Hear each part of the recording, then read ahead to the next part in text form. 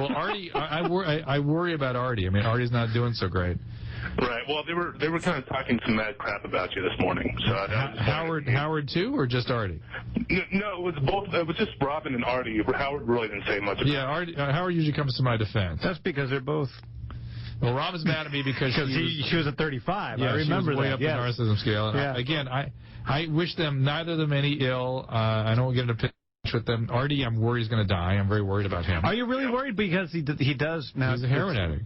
Yeah, but he does seem to be doing better, though. He seems to be applying himself. He seems to be better, but I mean, listen. Here's the basic thing.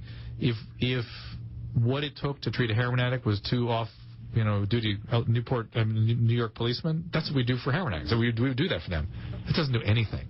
It may temporize things for a while, but then they go back, right? Don't you think, though, that he can get through that his thinking is so incredibly toxic right now? Correct. That by just the fact of people forcing him to stay off of drugs for a certain amount of time, his thinking can become a little bit more lucid, where he can make some better choices for himself about his treatment. Yes. If then he decides to get into treatment, that's a whole different story. And that's something I've said before, too, is that people would just let me lock somebody in a room for 6 months, then bring them out 6 months later. Yeah. Now, here's what you need to do. They might be more willing to do it than when they're early in the game.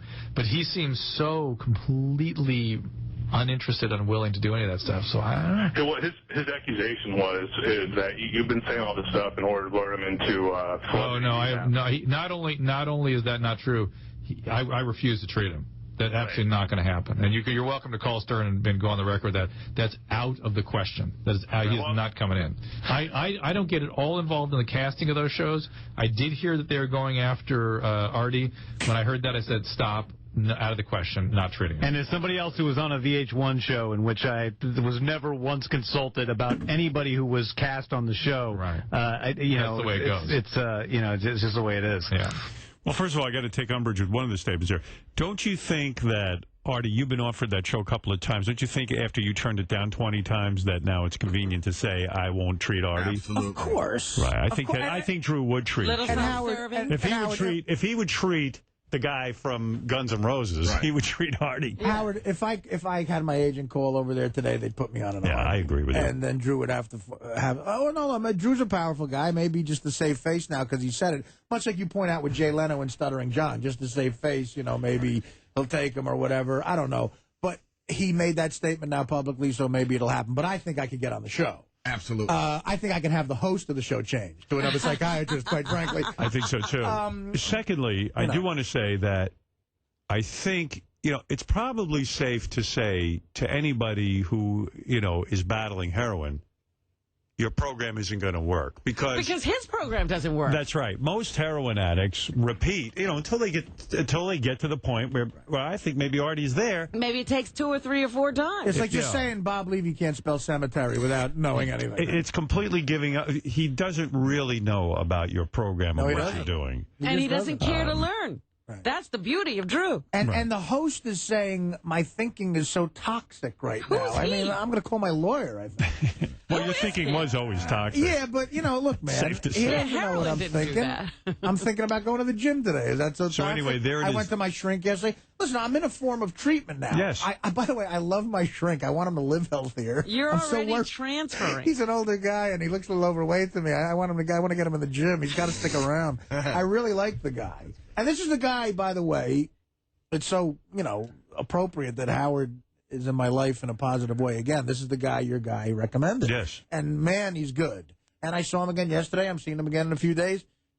And look, the helicopter Mike picks me up and drives me there. If I was passed out, there's no way I couldn't go there because he physically puts me in the office. Right. And the day recently where I freaked out, if I was in rehab, I would have signed myself out and went and got drugs.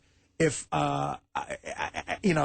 instead 2 cops held me down and I didn't use. And the next day I was fine. So my system's working. It's working so far, so he can't really say it's not working. I mean, look, he's an expert. First of all, Dr. Drew, we joke around a lot. He seems like the nicest guy, and I'm sure he has helped a million people. It's documented, and I think he's a good man. Right. He seems like a good man. Well, you differ from me there. I know. I know. Robin has a problem with. He's just saying you like yourself, Robin. That's all right. But Robin, you're a narcissist. But not his fault. But that being said, I would say even Dr. Drew, as a psychiatrist or whatever he is, should look at himself and say, "Look, do I really know everything about Artie? Can I really comment like this?" And I think it's irresponsible. In a way, it is.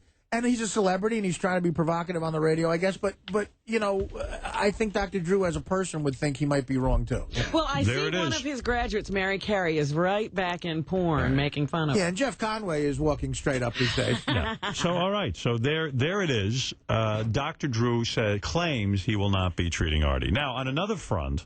Well, I won't be treated by Dr. Drew. There you go. You refuse his treatment. Seems like you refused him before he refused you. I have to go on record as saying that. I like my shrink and helicopter mic. I'm fine. As long as we're playing a full... Oh, I just realized...